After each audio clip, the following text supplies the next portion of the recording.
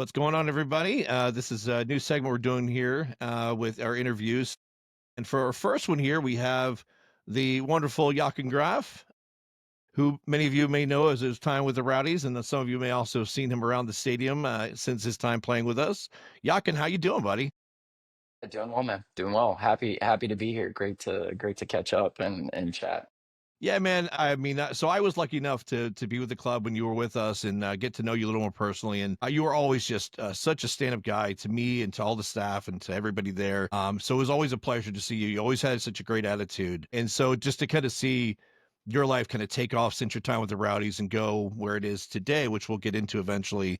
It's really great to have you on. I couldn't think of a better guest to have on as our first one. So with that said, I'd love to kind of start with kind of how you came to the Rowdies and kind of how all that went, and then kind of where your life has taken you since then. Yeah, for sure. And like I said, man, it's great to be here. One thing I love about living in St. Pete is being able to stay connected to the club and seeing all you guys. There's a few familiar faces, like you said, from when I played, and no surprise that there's so many of you guys that are around still supporting the club and pushing it on. So fun to be involved, and it's awesome to do stuff like this, so I'm excited. Yeah, I mean, actually, I don't know if I've ever really gotten the chance to tell how I ended up on the team, but that had a lot to do with Marcel. And Marcel is from Aschaffenburg, a small town, southern Germany. A lot of my family is from the same area. That's where we come from. And playing against the Rowdies, when they came to play against us in Rochester, I got a chance on the field during a water break or an injury or something to say hi to Marcel because I'd grown up watching him play, and it was cool to be on the same field with him. And that kind of sparked some conversations. And from there, it was kind of like, look, we need a center forward here.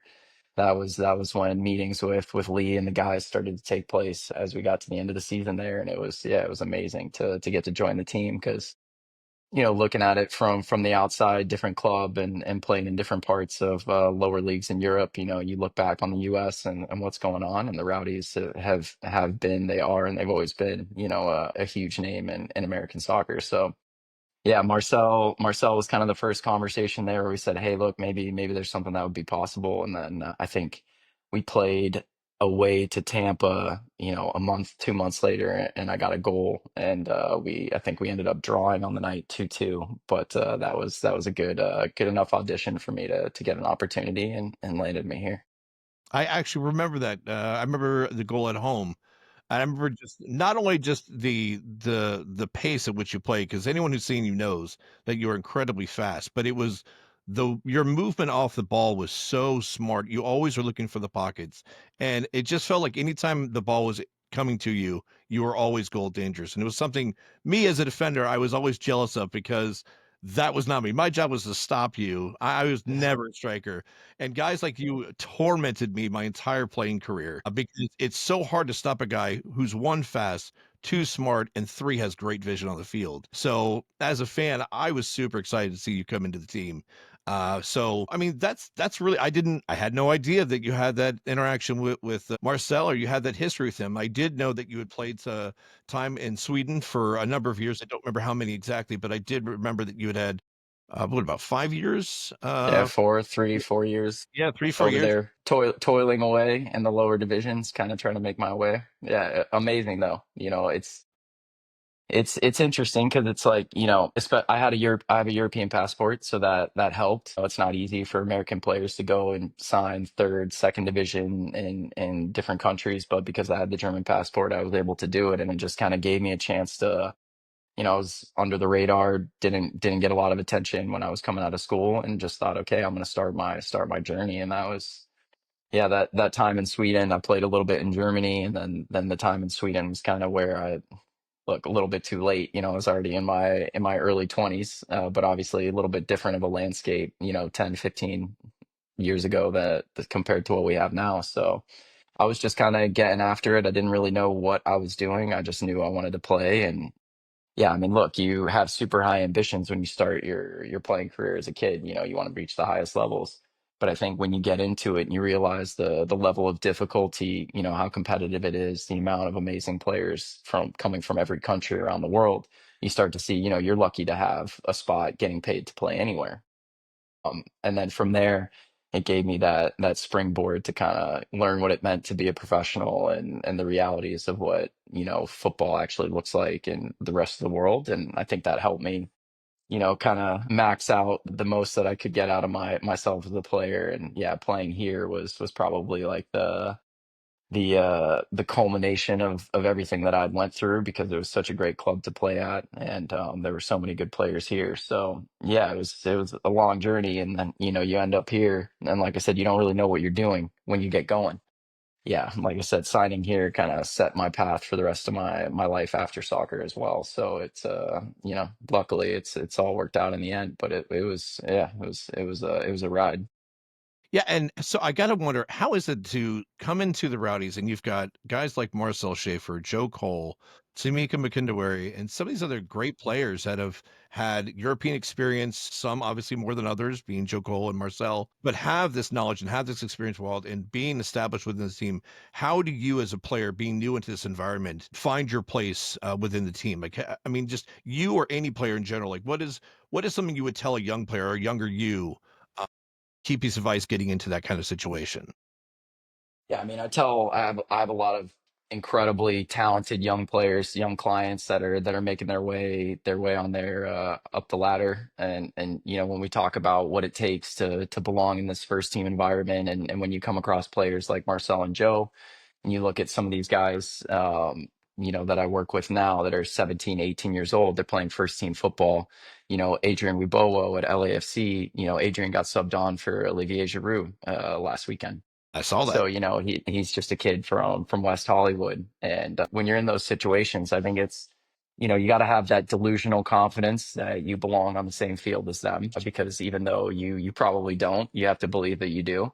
And then what it really comes down to is just work your socks off, show that you're eager to be a part of it. Obviously, you got to contribute and show the value on the field. So you got to show what you can do, which, like you said, was my movement, trying to create space and score goals and be involved in the press and defensive side of the ball, but then finding those opportunities and converting. But it's work your socks off. It's be a good guy to be around, be somebody that the team, that the club wants to have around, because those are important. And then, if you can do the job on the field and you're able to check those boxes with the other things and show those guys that you're there for the fight, then, even if they think that you're not a good player, at least they're going to respect that you're there, and you're turning up day in and day out and putting the most that you can into it. So I think those are the two biggest pieces. Another great young player that I work with is Sebastian Rodriguez, who's homegrown at Houston. And, this whole offseason, I hear from this kid, he's grinding, 6 a.m., another session in the afternoon, a final session in the evening, getting after it. And, he goes into first team preseason with, guys like Hector Herrera, Bossy, Artur. These are good players in the middle that played in Houston. And he won the beep test on day one. And that's the type of thing you got to do, because in the end, nobody's gonna look at you for your age or your experience and say, okay, this guy deserves to be here. You got to show yourself, no matter where you're coming from, what your situation is. So anytime, I changed teams a lot, and when I came into a new team, I just wanted to show the boys that I was there to fight, battle with them, and try to score goals along the way. Yeah, I mean, I think that's the biggest thing, because as long as you bring that mentality and that attitude and that approach, if you're a good player, things are going to work out. If you're not so good, then you're going to be able to get the best out of everything that you can. So I think those are the big pieces when you come into a new group. Yeah, I mean, those are great points, and I think there also has to be the factor of the league has to be willing to invest in trust in younger players as well. I think one thing that I have watched in my time involved with the league and with the team is that you have seen this youth movement throughout the league. And it started with a few clubs, but I think you're starting to see a lot more of these young players not only get minutes, but get meaningful minutes in games. And in many chances, and some getting traded off to other big clubs, other big contracts. And I feel like it's great for these players to do what they're doing, but I think it also takes the league and managers, especially managers, trusting in these young kids, and that takes a mental shift, I think. One that I don't think existed as much 10, 15 years ago. Would you see some of that? Have you seen some of that as well? Yeah, and I mean, when it comes to managers trusting young players and playing young players, people have to take into consideration this is that their jobs are on the line. So, every club, and like you said, the USL is the club or is the league where there's a huge focus now on bringing in these young players from wherever they can get them from. talented young guys to give them a platform, because playing first team football at a high level is incredibly difficult. A lot of young players don't really understand how difficult it actually is. And so even coming into the USL as a 17, 18-year old, there's no guarantees. You've got serious professional footballers with experience of playing at good levels that are going to be there. They're probably going to be earning more money than you. They're going to be coming in with, more behind them that speaks to their ability to play and be in the first 11, and the need of the coach and the club to play that guy. So when you're a young player, you have to show that you can bring more and you can add more value than this player in that today. It's credit, like you said, credit to the league, because there's not every young player is ready to do that, but there are clubs and managers that are willing to play those guys and give those guys the opportunity so that they can become a piece and a player that can contribute in that way. So no, I mean, you're right. What the USL has done for young players. You see MLS Next Pro as an option now for young guys. I referenced Sebastian. I think he's played at 17 years old. I think he's played 60 games That is plus girl. already at Next Pro. So we're not talking about an extremely high level, but if you're 17, 18 and you're playing at that level in a professional environment, you're getting those opportunities, then it's beneficial. And I think with the USL, you're looking at, if you're an 18, 19-year old and you want to get serious minutes and get something to build on as far as like what you're going to do next, it's not easy. It's definitely a challenge, and you see that there's a lot of talented young guys that go into the league, come into the league, and yeah, it's a battle from the first minute to try to earn minutes and get that time to show yourself. So, in shifting from that conversation, kind of back to your time with the Rowdies, and kind of now your kind of outside look on the team currently, you have been through coaching changes, you have been through scoring droughts, you have been through a lot of things that we're seeing this team face. It's no different than what any other team goes through. It just happens to be this is where we're at right now. And I've been consistent since we started doing this year. One, I think Robbie for his time, whatever his plan was, it just didn't work. And for whatever reason, that happens, right? And the team made a decision to move forward. And now we have Steve who's stepping into a brand new situation with, quite frankly, kind of the gauntlet. I mean, you're coming against the number one and two team in the league. You get a red hot League One team to play in the Open Cup. And you've got a now Miami team that's very hot coming at you for the Jaeger Cup. You know, as a player, can you speak to what it's like, one, going through a coaching change where it's just not working, and what do you focus on if things aren't working, and then how do you move into working with the new coach and to kind of take on his plan as you move forward? Yeah. Or is I that kind mean, of like time you you said, already discussed? no, for sure. I mean, like you said, also when we're talking about the Rowdies and their situation now, I think rightly so. You thank Robbie for what he did at the club and the efforts that he made, because, like you said, maybe it didn't work, but it wasn't because he wasn't giving everything that he could to try to make it work. To your point, sometimes things come together, the plan looks good on paper, and when it actually comes in and it's time to execute, there can be things that don't fit, that don't work. And that's not just Robbie or the Rowdies in this instance. It happens across the U.S. It happens across world football. So it's just part of the business. But yeah, I mean, look, it's always difficult when there's a transition, but there can also be silver linings in that. Fresh start for some guys who maybe the old manager didn't favor or wasn't given opportunities to. I went through that where I was on the outside looking in. New manager comes in, and now all of a sudden you have an opportunity. So that can be a plus. But it can also give this breath of fresh air into a group. And when you're trudging through a little bit, you get a new voice in there who now they've got the control and the influence, and it can be nice. It can be refreshing, and it can help revitalize the group, but it doesn't change, the task at hand, which is trying to deliver on the off season objectives, the things that the club has set out before the season starts. Says, okay, well, now you're missing your head coach, but you guys still need to accomplish and reach these goals. So it's definitely difficult as a player from my side, and I'm sure a lot of the guys in the locker room here. It's just you want to give the best impression you can. Obviously, like you said, Steve's already been here, so it's not like he's coming in and you're trying to make a first impression, but you're making your first impression to him as the head coach, and you're trying to show him, look, man, this is how I can help you reach the goals that the club has set out. And look, he's got an opportunity now. From everything I've heard about Steve, is a top guy and super interesting coaching profile. So now he's gotten himself an opportunity, and I'm excited to see how it all takes shape. Because even though, yeah, you can look at it and you can say, look, this is a little bit of a tough situation, The guys and Steve himself, I'm sure they're going to be looking at it as a big opportunity. And so I think that's the best way that you can approach it. You know, you can't control so many things as a player, as a coach, as a director, as an agent. There's a lot of stuff that's going to happen around you that you've got no influence on. So you just got to focus on the stuff you can do. So if you're a player, it's about turning up every day, making sure that your output and your effort and your metrics and everything are through the roof, and then that you're performing and delivering from a quality standpoint. If you're a coach, you want to try to stabilize the ship, and kind of get things moving in the right direction without changing too much, but also being able to put your influence into the team. Because at the end of it, you also want to show, like, listen, there were issues here. I've addressed them, and now we're trying to take the team forward. So yeah, there's a lot of things that are going to be going through your mind when you wake up, and I remember a couple times waking up and hearing, even in the media or in the team group chat, before you see like official announcement, okay, the manager's out. I mean, that can be a little bit crazy, but it's nothing new to the guys, to the players, to the staff. It's all part and parcel of the business. They'll just take it on like they do everything else, and then they keep going, try to do their best with what they've got in front of them. Well, perfectly said, because that's kind of where I'm at with everything. Is like these guys are professionals. They've been through this, maybe not this exact situation, but they've been through tough times. They've been through coaching changes. They have been through these things before. And I'm sure they all have their ways in which they manage it. But I always find it interesting to take it from a player's perspective, somebody who's actually done it, as opposed to me, who I might have been a decent college player. I mean, at best. So a guy who's been there at the top level and done it, it's always great to hear. Now, speaking specifically to you as a striker, and obviously we're having some issues at the striking position.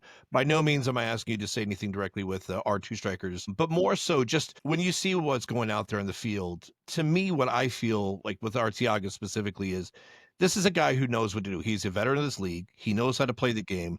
It almost feels like he's taking too much pressure on. And I worry sometimes that not him specifically, but all players sometimes in these changes, because they want things so bad or they're trying to push themselves so hard, they almost take on too much and forget to kind of revert back to some of the basics. Do the things that got you there. And I wonder, is that just me thinking, hey, that sounds nice, or is that actually a reality as a player?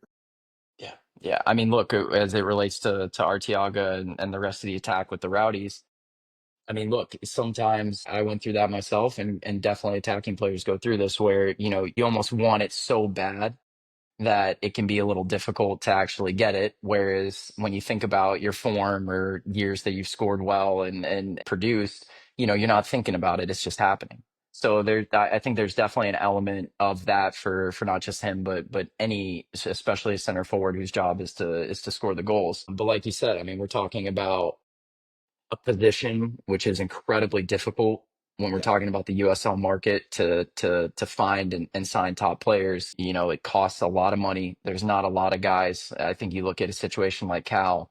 Cal rightfully so earned himself, the move, the contract that he's got. There was a lot of interest in him during the offseason, right? Like I said, rightfully so. And if you look at Arteaga, I think if you ran a poll across USL and said how many of you guys would take Arteaga, switch him with your marquee number nine, no strings attached, I think you probably have a fair number of the clubs that said, yeah, get us that guy as quick as you can. Absolutely agree. So look, like you said, he can score the goals. He's a good player. He works hard. He can hold the ball up. So he has everything you need to, and he's already shown it, which is the most important part. We can all say whatever we want about this guy, that guy, but he's delivered. Exactly. So it's there. But when teams are going through transitions, when they're going through, like you said, tough times, and maybe it's not flowing so easily, nobody's immune. But in the end, you look at somebody like him, he's going to score goals, he's going to create, he's creating, he's getting himself into good situations and finding opportunities. So with a goal scorer, him or anybody else, they're finding themselves in the right position.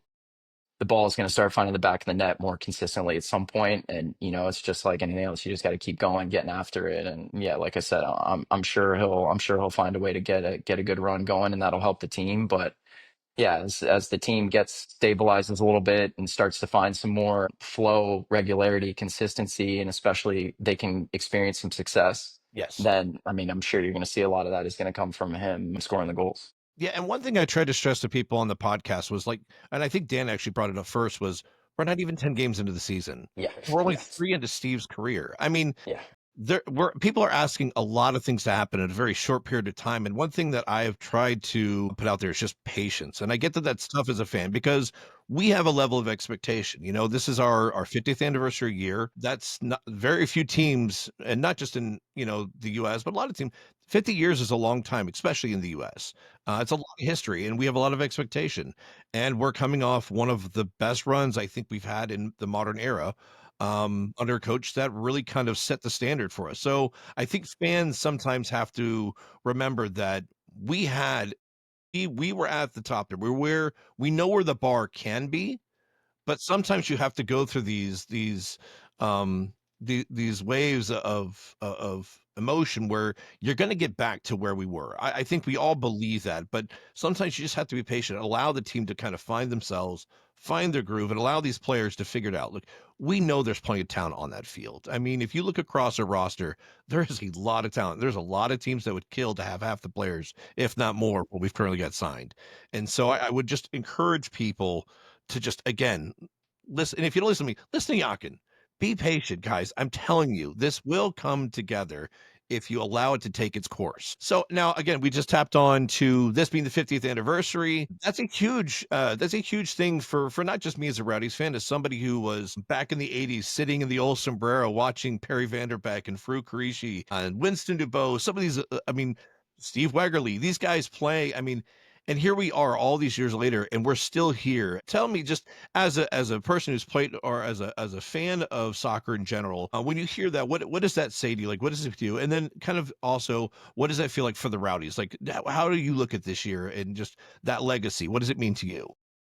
Yeah, I mean, look, it's amazing. You know, we're a country that's writing our soccer history every year that we go. And clubs like the Rowdies that have been able to sustain a long period of success, build a brand, build a fan base, a loyal fan base. You know, create an environment at Al Lang that's something that people. It's a destination. People want to go and see a game there. They either want to see their team play there, or they want to come and they want to see a Rowdies game and they want to feel what it's like to go downtown St. Pete on a Saturday night and see the boys play. So I think it's special to have a 50th anniversary. And but I think as far as like what it does on the field, you know, the guys are I don't imagine too many of them are going to be putting a lot of stock in it because you know there's already enough pressure to deliver at this club.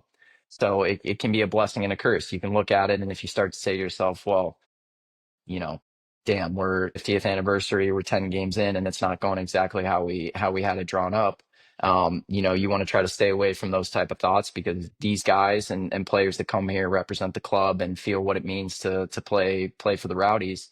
There's already plenty of pressure in their own minds and from the club to say, look, we have a certain standard. Like you said, there's a bar, and that's what we're trying to hit every single year. But it's incredibly difficult. And I think look, you can look at it across MLS, you can look at it across USL.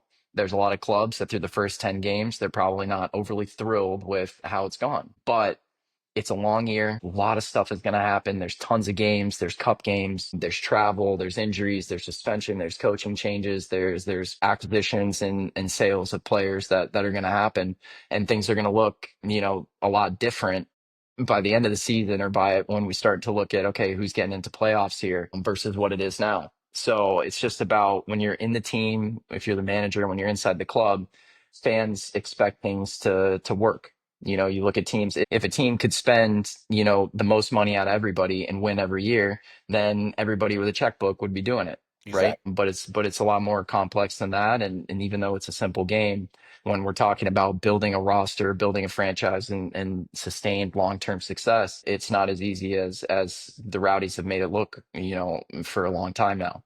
So yeah, look, they're going through it a little bit, but I think the club, yeah, there's the league is improved. The competition has improved. It's not just Tampa and Lou City. And, I was having a conversation this morning and we're just talking about how many teams in the East, just the East alone, can cause you problems. And you look at them and go, well, hold on, wait a second. Maybe these guys are going to be pushing either the mid-table playoff line, top four. It's different than it was 5, 10 years ago. So when you're a top club, you also have to find ways to improve, even though you've already been on top, and that can be really difficult, especially when we're talking about the budget comes into play.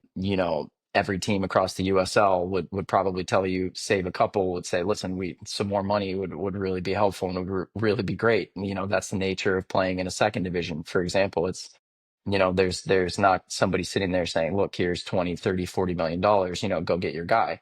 It's about finding the right guys from within the league who have that experience. It's about finding young talent that can help support those guys and building a core. And that doesn't just happen in one off season. So when things are starting to turn around, it can take time. But like you said, when I look at the roster, when I look at the club, they'll figure it out one way or another. And it's just about supporting them because believe me, the guys that are there, they're putting as much as and even more pressure on themselves than what they're even feeling from the outside because they want to deliver. So you'd mentioned obviously building a core, and obviously a big part of our core is the veterans that we have on our team. Guys like Forrest Lasso, who just came back, who has been, I think, absolutely phenomenal in his return. Leo Fernandez, some of these other guys. I mean, how important is it to have a guy like a Forrest Lasso back out on the pitch after a year, kind of leading the charge from the backside of the field? Like, how big is that like confidence booster is that for you as a player? To have him back out there, to have that presence, to have that accountability person like right there, on the battleground with you. No, it's big. And I mean, look, Forrest is an incredibly experienced, accomplished player at this level. He's played in MLS. And obviously he's just gone through a tough journey. Oh But yeah. if you're Steve, if you're the club, you see him coming back, it's definitely a super encouraging sign. You've got guys like Aaron, you've got guys like Danny, Lewis, there's a number of players in the team that have a ton of experience that play that role. And I think, what it's really about is getting it right with the players you put around them. You can't have too many guys that fit into that category because like we said, the league keeps getting better, it's faster, it's younger, more quality comes in. And this is a little side or a little off exactly what we're talking about, but if you look at the greater scope of how many players want to come to the States to play and play footy, it's big, and there's guys that have profiles that should be playing in an MLS club at that level, but it's not that easy. International spots, and there's a lot of guys that want to come here that are young that are willing to come. If you want to come over and play in MLS and make seven, eight, $900,000, and you've been playing in the championship for the last 4 years, and you've been in the Premier League, but you're 33, it's an incredibly difficult ask. So then the next question from these guys are, okay, well, what does the rest of that landscape look like? What are the clubs in the championship and the second division that I could play for? So you see that, but you also see young players like we talked about using it as a platform. So it's incredibly difficult and it's competitive, but you got to find that mix of guys like Forrest and Lewis and Aaron, and then bringing in these guys that can be around them that are going to make a big impact. And I think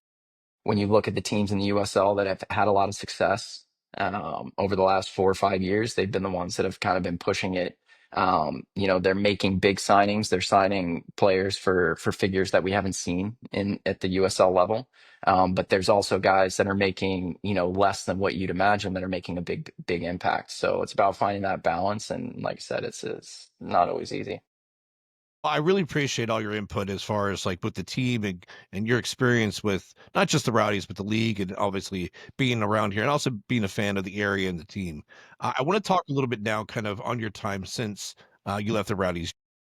You've led quite interestingly for those of us that do follow you on social. It is a great watch to kind of see how your life is kind of taken off in a whole new direction since you've stepped away. I don't want to say stepped away from the game because you haven't. But since you've changed roles, you've married your partner, Kelly. You've had 2 kids. I'm fortunate enough I've gotten to know Kelly a little bit. I remember her walking her dog around the stadium all the time. Had a Yeah. number of great conversations with her. She is amazing. Your daughter's about to turn 1, which is insane to me because your son is huge right now. I Yeah. I can't believe how big he is. And you're also the lead agent in North America for SEG. Can you kinda talk about just kind of that transition? I know there's a lot of information there, but if you could kind of piece together some of the big moments for you and your time from playing to where you are currently today, and kind of where your focus is going forward now with your family and your professional life. Yeah. No, for sure. Like you said, there's a lot in there, but it's a crazy story to look at. If you look 5 years ago or 6 years ago, I think I played my last game in 2019 Mhm. to where things are today. And that kind of calls back to signing for the Rowdies and meeting Kelly here and then, becoming a part of her family and us starting our own family in this community. None of that would have happened unless I had done what I'd done on the field and made the decisions I made. It's funny when you look at the choices that got me to that point. And look, once I quit playing, or when I'd made the decision to stop playing, I looked at things and I said, okay, where is the next chapter? Where do I go from here? I started working for the agency that had represented me while I was playing, and yeah, I wanted to give it a go, but I had zero idea what I was getting myself into, what it all looked like. And I think as a player looking at the agent business, looking at directors, you have a certain perspective, and you have to have a certain perspective if you're going to be able to make it. But that perspective, it doesn't allow for a lot of the context and a lot of the situations and a lot of what happens behind the scenes in the football business. So as I grew and as I started to see, okay, there could be something in this for me, I started to realize that I was a significantly better agent than I was a player, and that I was gonna push on that and look to build on that. And it's funny because, like I said, you start your career dreaming of, okay, I want to play in the Champions League, I want to play at the highest levels in Europe, and then you start to make your way, and look, you play, you enjoy yourself. But when I was doing it, I wasn't thinking to myself, okay, I'm going to play until I'm 30, and then I'm going to become an agent. Everything's going to go great, and then it's all going to hit.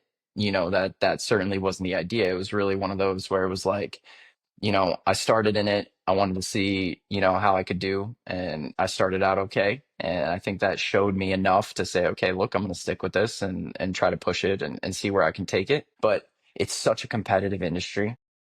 It's a really small market as far as the number of agents in North America who can make a serious living and really be a big success, because there's only so many clubs, there's only so many deals, and there's only so many clients. And a lot of those clients and clubs have been taken care of by agencies who have been around for 20, 25 years and have a presence in North America. So it's incredibly difficult and competitive. And, when I look back on the last few years and see the steps that I've taken from a professional side, I don't really have an explanation for how it's all happened. I've just worked as hard as I could. I took a lot of the things that helped me make the most out of my playing career into the agent side of the business, and just willingness to learn, willingness to outwork everybody, and put myself in certain situations. And once you do that, that's your moment. You got to show your value. You've got to deliver. I was fortunate enough to do that and show the right people in the industry that I was somebody that was going to help them find success, keep their jobs, continue to go, because that's what it all comes down to in the end. And from there, yeah, it's been great. It's a crazy business. It's a crazy industry. Like I said at the beginning, I had zero idea. When I thought I knew, but you really don't know. Right. And when you get into it and you really see it, you're like, wow, man, okay, this is something. This is a whole different animal. But I had confidence, and I started working with SCG. It's coming up on 3.5, 4 years now. And these guys, they believed in me. They gave me the resources and the things I needed, and the backing that I needed to find my way in the market in North America. And I was able to build. I think I've done 45, 50 plus deals in the USL. So I took a lot from the league and the contacts and the network that I had, and getting that experience of helping guys, some that were in the exact same situations that I was in. And then fortunately I started working with some that were much better than me and were in different situations than I was in, but I was also familiar enough to be able to help. And yeah, I mean, look, as far as the personal side and how that's all gone along with it, again, it wasn't planned, to be how it is today. But as it's all taken shape, it's become this incredible balance of me being able to spend the time with my wife, with my young family, but also be able to, they've sacrificed, and my wife sacrificed a lot for me to be able to put everything into it. There's no guarantees that it works out. So I mean, when we talk about, where this all started, I tell her she's actually insane for thinking that this could work, because I might have sounded convinced at the time, but like I said, I had no idea. But look, I mean, when you come back to present day and you see where everything's at, it's all in a great spot. And the idea is to just keep it going, because it can be gone as quick as it comes. And I'm really conscious of the fact that I have to keep building on the momentum and the deals and the clients and the connections that I've built. And it's all about, growing our team. I've got a team of great agents that work for me here in the US that put in a ton of hours, a ton of time because they want to make it and they want to do good business. They want to sign players and do deals. And for us, we're just trying to move the SEG brand forward in North America, which I think is going well. We're multiple DPs in, clients across the league, clients in the USL, youth national team players, young players that are in the top of the pile as far as, who's got the chance to really get there. And yeah, it's just about continuing the momentum and keeping it all going. That's really exciting, and I'm really happy to hear. Not that I'm surprised, least bit, that you were willing to put in the work and put in the effort to get to where you're at, because I feel like it's ingrained in who you are. It's who you are as a player. It's who you are as a person. It's who you always led forward every time we met you. So to know that you've had success here, I don't think is any surprise to anyone that knows you. Also, knowing that your wife believed in you, I know how hard she worked to get in the situation she's in. I know how tough she is. So for her to have that faith in you, she comes from a similar background as well. Yeah. Yeah. So it helps to have that kind of backing. Well, look, I always, these are kind of separate questions from some of this stuff. And now this is more to be just kind of playing a bit. Do you find that you watch the game differently now? Or do you still have the player brain when you watch soccer? Or does the fan part of you take over? Or are they one and the same? Yeah. Yeah. When you get into this job and you have to watch as much football as I watch, in a week on a weekend, Sure. it's you lose a little bit of the fan side of it. You're watching it because, okay, look, there's something relevant to what I'm working on and what I'm doing here in this game. But you get almost a different level of enjoyment because you're also looking at it, and I'm watching these guys on Apple TV on a Saturday night. I'm usually here locked down with multiple screens watching games, and if not, then I'm out and I'm seeing games in person. I take into account how lucky I am that this is what I do for a living. And sometimes, 15 games, 10, 15 games in a week, it can be a little, you're watching and it's a lot of minutes. But like I said, I always go back to the fact that I'm excited about what I'm watching, for the most part. I'm watching clients, young players, coaches, people that I have a super vested interest, clients that are basically family that I'm watching and I'm living and breathing every kick of the ball with them. So I think there's a combination of that on the field feeling or former player feeling where I can see these things happening and I can see the decisions and the situations they're in and I can understand in that moment even what they thought or what they might have been thinking or the disappointment or the jubilation. But I think when I'm sitting and I'm watching a client and let's say I watch somebody get a goal on a Saturday night, I jump up as if it's the most important thing in the world because in a lot of ways it is. And when you sign a client, when you start working with somebody or when you start supporting a club and you bring a player into the club, you're watching because you want the best for that deal, for that player, for the situation that you bring in, because that's what's going to lead to more. So I think that plays a big role in the way that I decide on the projects and the deals and the work that I'm going to do, because in the end, there's a ton of talented players around the world. There's a big market. It's not always easy to find the right match for the club and the financials and the situation. Those are always the key pieces.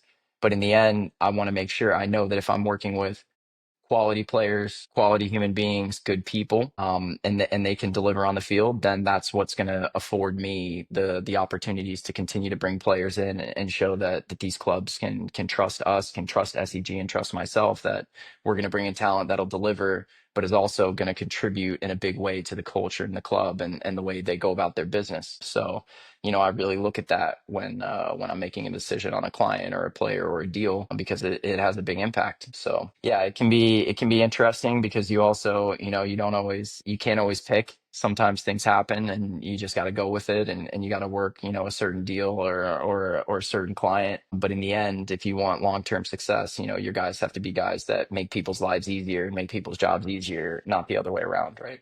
Sure. Yeah. Well, Yakin, this has been absolutely phenomenal, and I'm so glad that you and I have had this time to kind of just sit here and chat. I say this time, it's been 41 minutes. This has been a great conversation. I Yeah, mean, yeah, it this has is been. what I wanted this to be, and for all anyone out here listening, I mean, this is not something we've ever done before. So I really am excited that we had a chance to do this with you, Yakin. I really thank you so much for your time. It is always a pleasure to see you. It's always a pleasure to see you and the family around. You've always been a stand-up guy. I'm always I've always been a fan of yours from the day you showed up on the field to today, and I will always be rooting for you. So keep doing what you're doing. I wish you absolutely nothing but the absolute best and success and health. And I hope to see you around the pitch soon. Yeah, definitely, man. And I mean, look, it's like you said, I'm a fan of the Rowdies. I'm a fan of the club, and to see guys like you and people around the club continuing to talk, continue to push, continue to have expectations, and be there week in and week out, it's amazing. So, not just a thank you from me, but everybody else for what you're doing. And I'm not the only one who enjoys it. I know there's a lot of people that are really happy that they get a chance to talk and hear and have conversations about the club and where they're at, because at the end of the day, that's the whole point. Is we're here to win. The club is here to win. The players are here to win. They want to win. But at the end of the day, it's really about the community and the support. And I think we've got that. So things like this help keep pushing those things forward. And yeah, we all appreciate it. Well, before we sign off of here, I wonder, do you have any way that if people would like to reach out to you or follow you, do you have anything you'd like to put out there for them?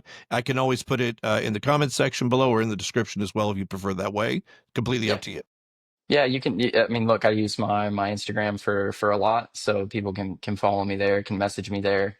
I love interacting with the fan base and talking about the club and things that are going on in the community. So yeah, no, look, they can find me on Instagram if you want to drop my tag there, and that's the best way to find me. That sounds great. Well, Yakin, again, thank you so much for your time. Please give my best to your wife, and I Will look do. forward to seeing you around, my friend.